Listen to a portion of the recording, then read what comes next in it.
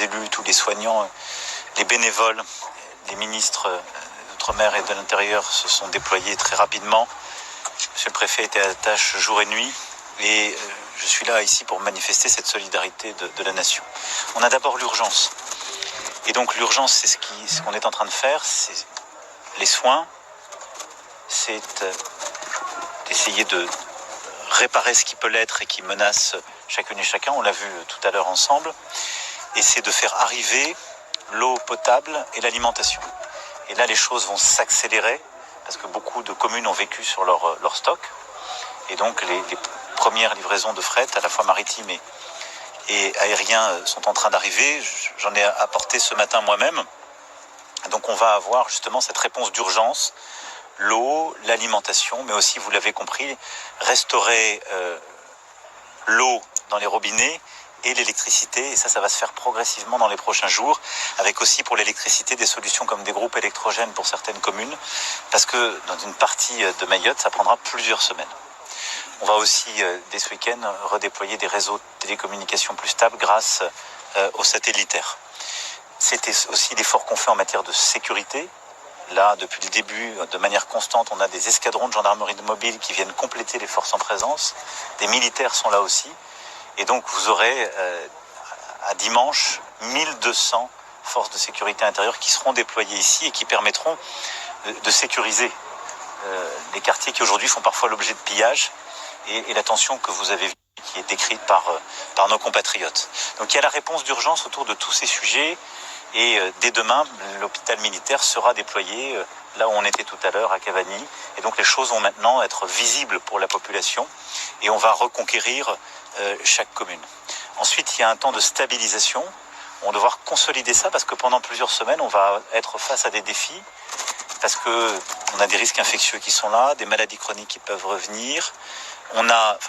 Qui sont présentes, mais les gens vont revenir se faire traiter. On a une fatigue, évidemment, de ceux qui s'occupent des autres, donc il faut aménager des relèves. On a des sujets de santé mentale qui ont été pointés, sur lesquels on va apporter des réponses. Et puis, dès demain, des réquisitions seront faites aussi pour aider à alimenter. Donc les forces économiques qui ont ou des stocks d'eau ou la capacité à alimenter seront réquisitionnées. On va également préparer nos écoles. Et donc ça va passer par deux choses. Reloger le plus rapidement possible en urgence nos compatriotes qui peuvent l'être. Et donc en mobilisant nos services, des architectes. La liaison a été interrompue avec Mayotte, d'où Emmanuel Macron s'exprime en cette fin de journée. Le chef de l'État étant arrivé ce matin sur l'archipel français, on a retrouvé la liaison. Cette reconstruction. Et on a mis en place pour ce matin justement les dispositifs de catastrophes naturelles qui vont permettre d'indemniser les personnes de manière beaucoup plus simple et beaucoup plus rapide. Et à côté de ça, pour ceux qui ne sont pas indemnisés, un fonds d'indemnisation qu'a lancé le ministre sera là aussi disposé. Tout ça, normalement, devrait permettre de faire face à la détresse et aux situations d'urgence de populations qui vivent dans les écoles, libérer celles-ci pour préparer la rentrée scolaire au 13 janvier. Et là aussi, nous allons en parallèle mettre en place un dispositif de solidarité nationale pour faire face à toutes les situations et accompagner toutes les familles, y compris par des dispositifs régionaux ou nationaux. Et puis il y a la dernière phase qui est la reconstruction. Rebâtir Mayotte, c'est l'engagement que j'ai pris, c'est le souhait des élus, de la population, c'est-à-dire rebâtir à la fois de l'habitat et des bâtiments publics durables qui répondent aux normes et qui feront face à des événements du type de ce cyclone et à des événements naturels auxquels malheureusement dans la région on est confronté. Et donc ça suppose tout un travail méthodique en mobilisant les forces économiques et les entrepreneuses et entrepreneurs de Mayotte, mais aussi les meilleures expertises dans le monde entier. Ce qu'on veut pouvoir faire, c'est le faire vite, et donc on va comprimer avec cette loi les délais, et donc on va simplifier les textes, les procédures. Le meilleur exemple que je prendrai, c'est ce qu'on a fait pour les Jeux Olympiques, pour Notre-Dame, où on a comprimé les délais en parallélisant, si je puis dire, toutes les procédures, en faisant tout d'un seul tenant, et en créant aussi un établissement public qui simplifie tout et qui permet d'être l'assemblier, si je puis dire, de tout ce qui est fait normalement de manière éparse. Et donc on va créer un établissement public, rebâtir Mayotte, on va le créer avec les meilleures équipes, On va évidemment le financer, on va simplifier les procédures. Parmi ces procédures, il y a aussi celles qui permettent justement de mettre fin à ces bidonvilles et de supprimer les habitats qui sont à la fois indignes, dangereux, dans lesquels sont les clandestins. Aujourd'hui, on a des dispositifs, vous avez beaucoup entendu parler de la loi Elan, qui ne sont pas adaptés au territoire, qui ne permettent pas d'être assez efficaces. Et donc, il y aura dans cette loi aussi des mesures d'urgence adaptées à la situation de Mayotte qui permettront d'être beaucoup plus efficaces. Vous avez dit reconstruire en 5 ans, comme pour Notre-Dame? Je n'ai pas donné de délai parce qu'on va réétudier ce soir le bon délai et je le donnerai en temps voulu. Monsieur le Président, justement, j'avais évoqué 3 temps, Monsieur le Président, le temps de l'urgence. Attendez, je suis Monsieur Piavou, je fais une Pas de souci. Quand on a entendu les témoignages, justement, vous parlez de l'eau, de l'alimentation, c'est quelque chose qui est énormément revenu Oui. aujourd'hui. Sous quel calendrier? Et je rajouterais aussi un 3e point, puisqu'on a vu aussi ces files d'attente énormes devant les stations essence pour pouvoir se déplacer, surtout dans ces moments-là. Ces 3 points-là. Alors, sur l'essence, il n'y a aujourd'hui pas de pénurie. Simplement, le préfet, à juste titre, a pris des dispositions pour éviter que les gens viennent remplir des jerrycans. Et donc, il y a une contrainte organisationnelle. Mais là, il ne faut pas qu'il y ait de phénomène de panique. C'est une contrainte. On va d'une part redéployer les bus maintenant qu'on a dégagé les voies avec les forces de sécurité civile, militaires et les entreprises qui ont été mobilisées. Donc on va essayer de remettre en fonctionnement des bus qui vont permettre de délester les déplacements individuels et les choses vont progressivement se fluidifier. Pour ce qui est de l'eau et de l'alimentation, en effet, j'ai vu comme vous partout des gens qui étaient dans le manque, l'angoisse, la détresse. Et donc là, il y a eu des distributions qui ont été faites sur les stocks qui existaient ici. On a réquisitionné, Monsieur le Préfet a réquisitionné tout à l'heure des stocks additionnels qui existaient sur le port et que j'ai évoqués.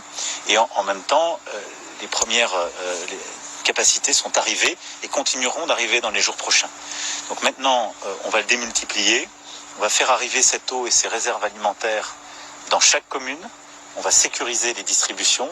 On va aussi, pour fluidifier dans les communes les plus lointaines, organiser ça par des largages en hélicoptère. Et le ministre des Armées a pu en parallèle mettre en œuvre ce que je m'étais engagé à faire ce matin quand on a vu les professionnels.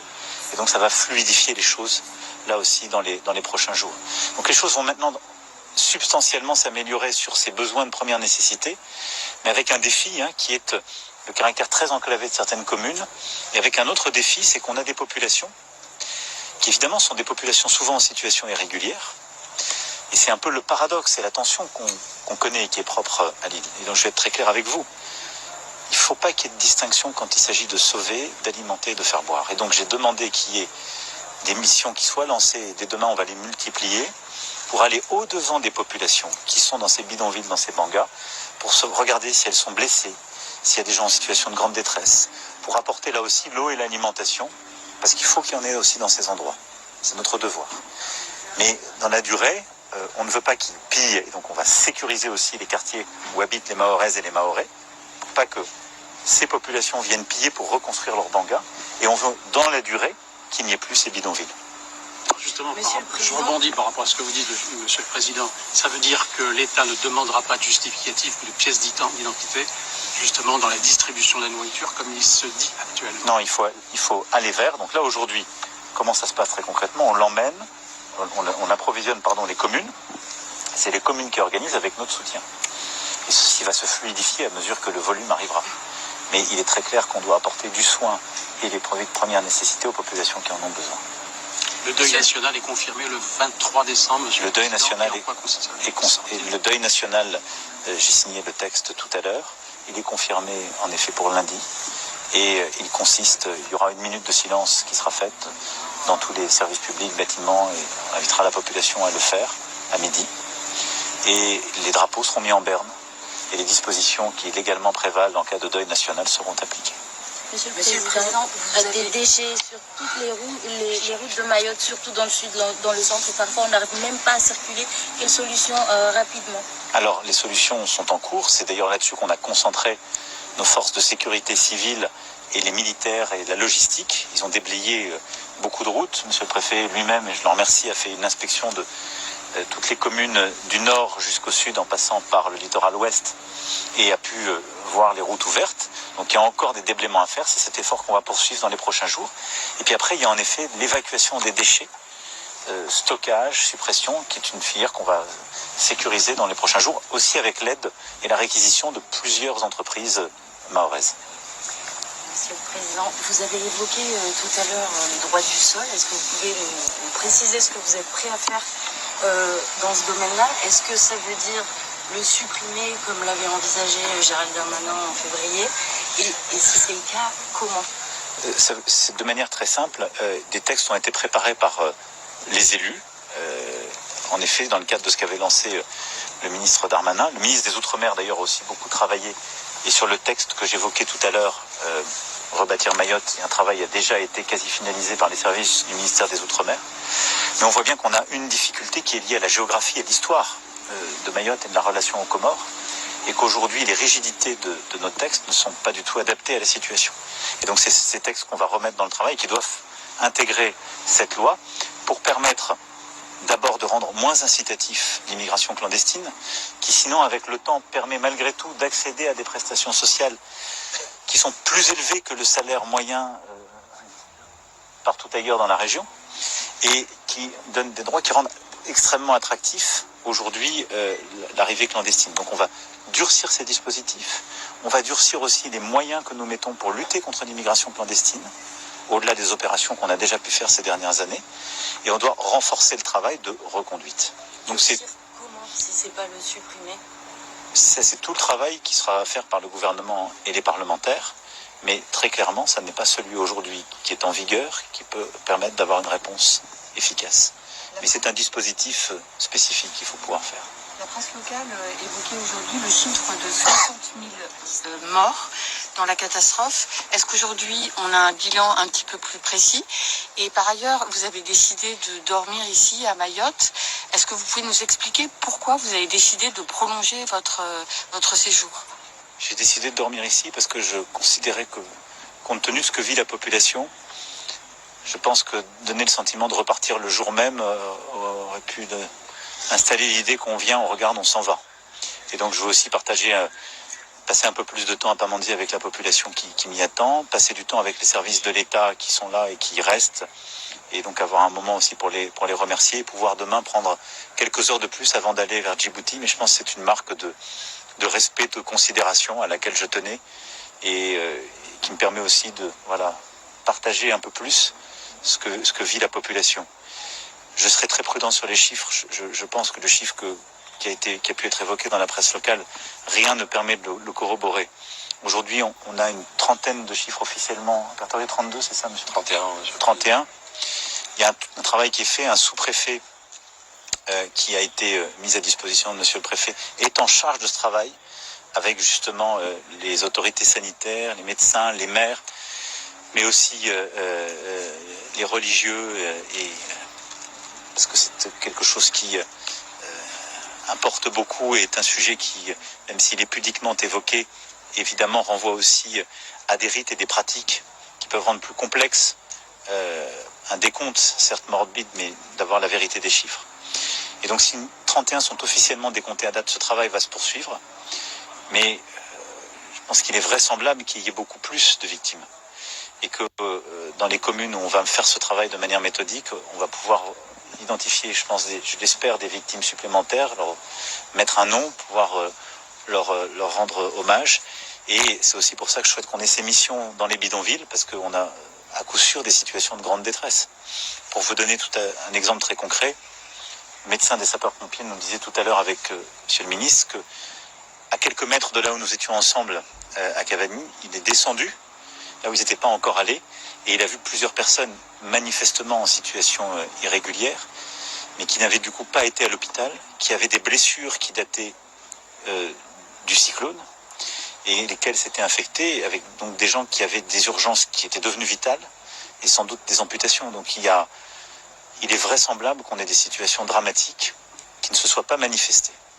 Donc je serai très prudent, je ne peux pas vous donner un chiffre, mais en tout cas on doit aller maintenant au devant des populations pour les soigner, pour malheureusement recueillir des corps si des corps sont encore pris dans les décombres, et pour aller aider les familles. Et comment vont s'organiser justement ces missions de recherche des éventuels disparus, blessés? Ce sont ce qu'on appelle le aller vers, et donc l'objectif c'est que nos forces de sécurité civile, les associations qui jouent un rôle très important, Croix-Rouge, associations locales, des forces de santé aussi qu'on vient de projeter, qui vont arriver avec l'hôpital militaire demain, mais qui sont pour certaines des unités mobiles, puissent, dans certains quartiers identifiés, faire ce travail de se rendre. Et vis-à-vis de populations qui, évidemment, craignent un rapport à l'autorité, ne se sont pas manifestées de peur d'aller à l'hôpital, de pouvoir aller vers pour apporter médicaments, les soins de première intention et puis identifier les besoins. Monsieur le Président, à combien chiffrez-vous le montant de la reconstruction? C'est impossible de le chiffrer aujourd'hui de manière sérieuse. Il y a tout un travail qui sera fait et malheureusement très peu d'habitants sont assurés, 10 à 12%, peu d'entrepreneurs aussi, et donc il y aura un travail qui sera fait avec les assurances pour ce qui les concerne, mais après c'est quelque chose qu'on va faire dans les semaines à venir, y compris parce qu'on n'a pas encore tout identifié. Là vous voyez bien que tout le monde est mobilisé pour faire face aux besoins de première nécessité et soigner, apporter l'eau, l'alimentation, remettre les fluides que sont l'électricité et l'eau, retrouver de la télécommunication. Ensuite viendra le temps de l'estimation. Le ministre a dit 5 milliards, a estimé à 5 milliards. C'est peut-être une première estimation. Je serai prudent parce que je ne sais pas vous dire. Je ne sais pas vous dire ce qui est du dur, ce qui est de l'urgence. Et donc, voilà. Je pense que poursuivre ce chantier. Oui, je reviendrai dès les prochains mois, Régulière. comme je fais avec chaque chantier. Monsieur le Président, on vous a vu prendre des personnes dans les bras, des enfants aussi. Dans un quinquennat, il y a des journées qui comptent. Quelle image vous garderez, vous, de cette journée-là? Il y a des journées qui comptent. Ouais. Cette image-là, d'une immense détresse et d'une immense attente à l'égard de la France. Et donc, la détresse, on la partage comme on partage la joie. C'est ça une nation. Et je pense que notre devoir, c'est d'être au rendez-vous de cette attente. Et c'est exigeant, mais on le fera. Et parce qu'on est capable de ces grandes choses.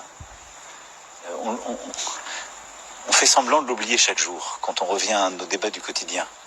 Mais on est capable de faire ces très grandes choses. Et parfois, on fait beaucoup mieux les très grandes choses que les choses du quotidien. Oui, c'est une journée que j'oublierai pas. Ces très grandes choses, justement, ce que vous évoquez, c'est aussi reconstruire, mais reconstruire différemment. Oui, mais c'est aussi de redonner un projet.